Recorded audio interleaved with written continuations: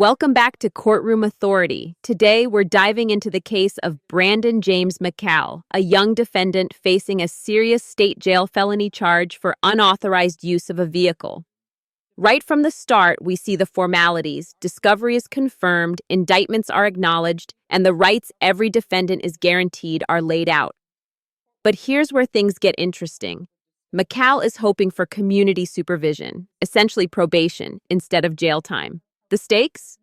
Up to 2 years behind bars and a $10,000 fine if the court rules harshly. This opening sets the stage for a clash between legal obligations, personal excuses, and some shocking revelations about his lifestyle.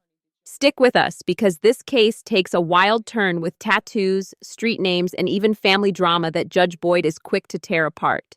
Court is calling 2024 CR 4372, State of Texas versus Brandon James McCal. Can I have parties announced for the record for the state? Andrew Harris Salem. Defense? Elizabeth Settle. And are you Mr. McCaskill? Yes, ma'am. Counsel, have you received all the discovery? Did you review it with your client? I have your. Court will find that the state is in compliance with discovery. Is there an application in this case? Yes, for probation, for community supervision. On what? All right. Okay. Did you review the document entitled Application for Community Supervision with your attorney? Did you understand it? Yes, ma'am. Did you review the document entitled True Bill of Indictment with your attorney? Did you understand it? Counsel, do you waive the reading of the indictment? I do, Your Honor. State, are you proceeding on the indictment as presented? Yes, Your Honor. Did you review the document entitled Court Admonishments with your attorney? Did you understand it? Did you sign it in all the appropriate places? Yes, ma'am, I did. Did you understand you're charged with the offense of unauthorized use of a vehicle? That's a state jail felony. Range of punishment is anywhere from 180 days up to 2 years in the state jail facility and up to a $10,000 fine. Did you understand? Yes, ma'am. If you have a plea with the state, the court does not have to follow your plea. If for any reason the court does not follow your plea and gives you more than you bargained for, the fact that you entered a plea will not be used against you and you will be allowed to withdraw your plea. Did you understand? Did you understand you have a right to jury trial, a right for you or your attorney to cross-examine and confront any witnesses the state would call in the right to remain silent? Did you understand by entering this plea, you were giving up those rights? Yes, ma'am. And did you intend to give up those rights and enter into a plea in this case? Counsel, has your client been able to provide you with any defenses? Yes, Your Honor. Do you believe he has a rational as well as a factual understanding of the charges against him? Yes, Your Honor. Do you believe he's currently competent and was legally sane at the time of the offense? Yes, Your Mr. McCaskill, has anyone threatened you, coerced you, or placed you in fear to get you to enter this plea? No, ma'am. Anyone promised you anything other than the plea? No, ma'am. Are you satisfied with the way you've been represented? Yes, ma'am. Are you a U.S. citizen? Did you review the plea bargain page with your attorney? Did you understand it? According to the plea, punishments be assessed at 2 years in the state jail facility. State recommends community supervision. There's to be restitution, if any, to Miles Brown. Did you understand that to be the plea? Yes, ma'am. Defense? Is that the plea? Yes, Your Honor. State, is that the plea? Yes, Your Honor. Did you review the waiver of appeal paragraph with your attorney? Did you understand it? Did you sign it in all the appropriate places? Yes, ma'am. Did you understand by signing that you're waiving your right to appeal? The only items that can be appealed are written pretrial motions that have been filed, heard, and ruled upon by the court. Did you understand? Yes, ma'am.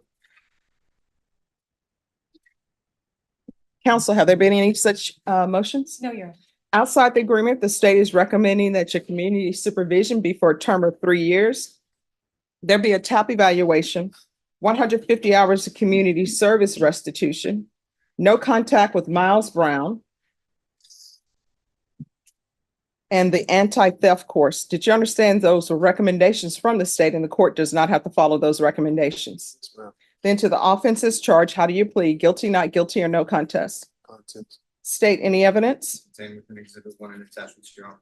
Any objection? No objection. You may be excused. Thank you, Your Honor. All right, did you review the document entitled Waiver and Consent to Stipulation of Testimony and Stipulations with your attorney? Did you understand it? Did you sign it in all the appropriate places?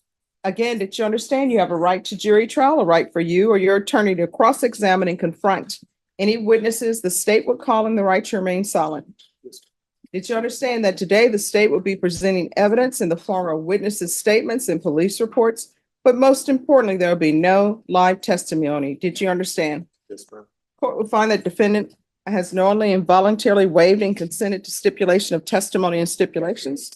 Court will accept into evidence states exhibits 1 and attachments and review the same. All right, after reviewing states exhibits 1 and attachments, the court will find there is sufficient evidence to find you guilty, and the court will find you guilty. Are you proceeding with sentencing? Yes, Judge. Anything you wish to say on behalf of your client? It's just that we would ask that you follow the plea agreement. My client has an 8-year-old daughter and a wife that he supports. He works as a car detailer. So we would just ask that you follow the agreement. Okay. What's your street name? No. That's not what you said in the police report. You said P1 stated that he didn't know Wood's real name and stated that some, I don't know why people are still using the N-word, don't want their name to be known. You feel me? And This is where the courtroom shifts from legal to personal, and Judge Boyd isn't holding back. She presses McCal on his tattoos, asking why he permanently marked himself with symbols that, by his own admission, don't mean anything. She digs deeper into his street name, his friend killed by gun violence, and why he himself was caught with a gun. The contradiction is clear. McCal talks about supporting his daughter, but the evidence paints a picture of recklessness and danger. Viewers, let's pause here. Do you think Judge Boyd is being too harsh, or is she right to call out these contradictions? Drop your thoughts below, because this is one of the most raw and revealing exchanges we've seen in a courtroom. respected. I go by a street name and he go by a street name. That's what we do. So what's your street I didn't name? go by street name, so I don't know why I was in the report. All right. And what's the 100 on your hand about? I just 100. No, what does that mean? You're 100. It's just authentic, you know. It's old. This is old. It's what? It's old. It's old. It really has no significant meaning. So why would you tattoo 100 on your hand and it has no significant meaning? I mean, it does, but it's not. It's just me. You know what I'm saying? Yeah. And what's the lettering on the side of your face? Some words. Hmm? Some words. Yeah. What are the words? Against all odds. All right. And what's the tattoo in the center of your forehead about? It's a broken heart. All right. And what's the other one? Blessed. And what's the neck tattoo about? It's just some initials. And what's on the other hand? It's just a bomb. It ain't nothing. And what's the initials on your hand? My partner that got killed. Just in memories of my partner that got killed. So how did he get killed? Gun violence. And why are you riding around with a gun in the vehicle? All right, that's what the police report says. I'll be charged with a gun. So your 8-year-old that you're so concerned about now, but you were not concerned about when you were riding around in the vehicle, where's your 8-year-old? She's at home right now. With who? Safe and sound. With who? With my wife. She's good. No, what does that mean, she good? So here's the thing.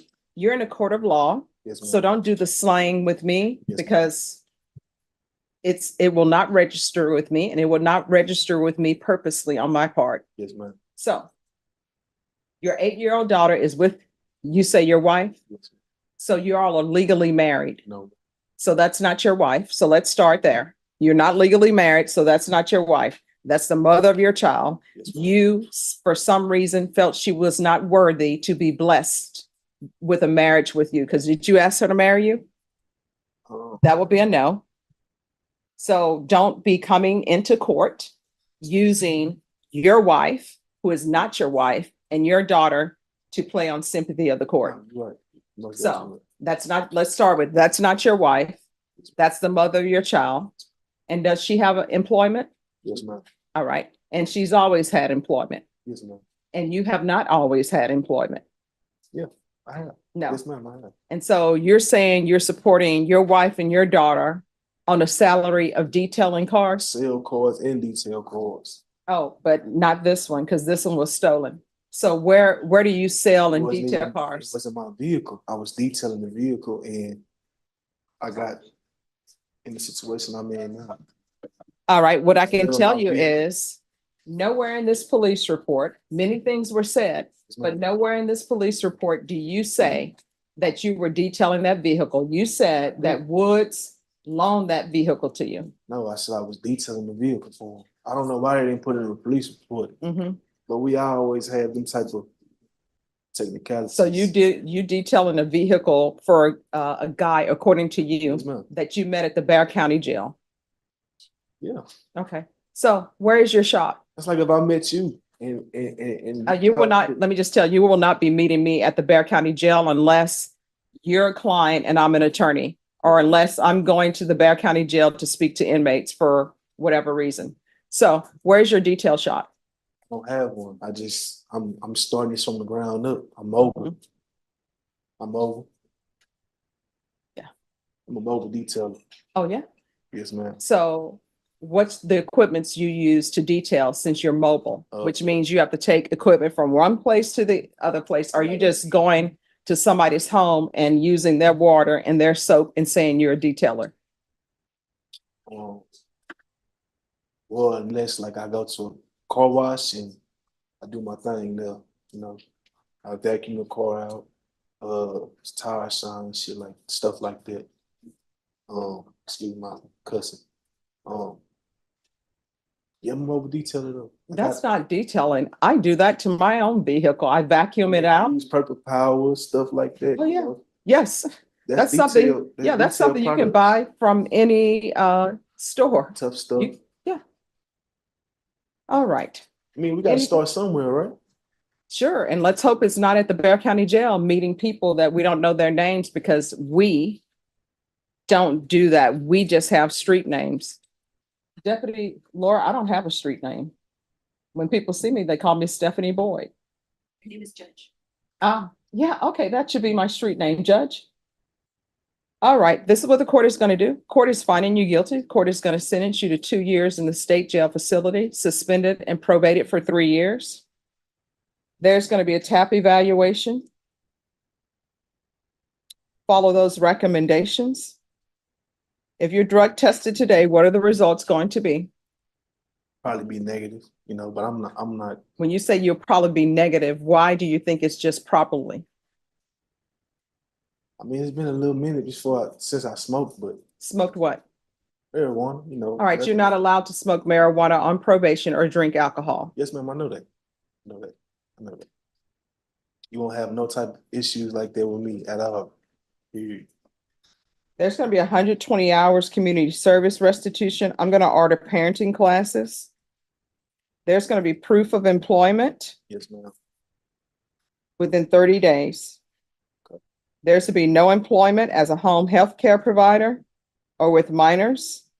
There's to be no unsupervised contact with minors until further notice.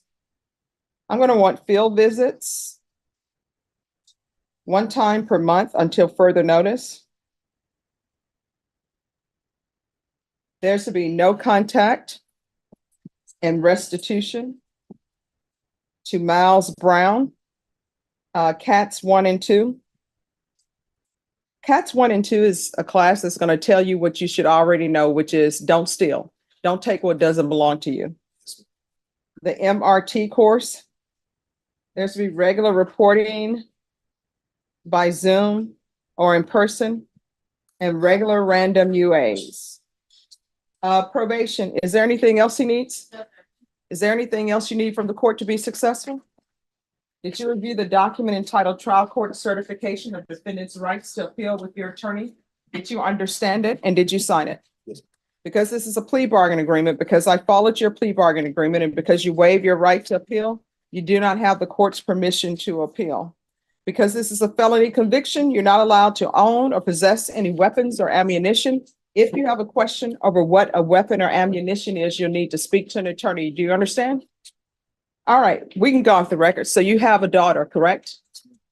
This is what you need to ask yourself, because children are supposed to be proud of their parents, right?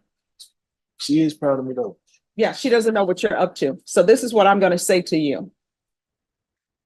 You need to look at yourself honestly in the mirror and ask yourself, would you want, with the baggage you have right now and where you are in your life, if your daughter were of age, would you want her to bring you home to meet her parents? Yeah, I know the answer is no. So if the answer is no, you know what that means? She is not proud of you right now. You are presenting a picture of yourself to her that is not true.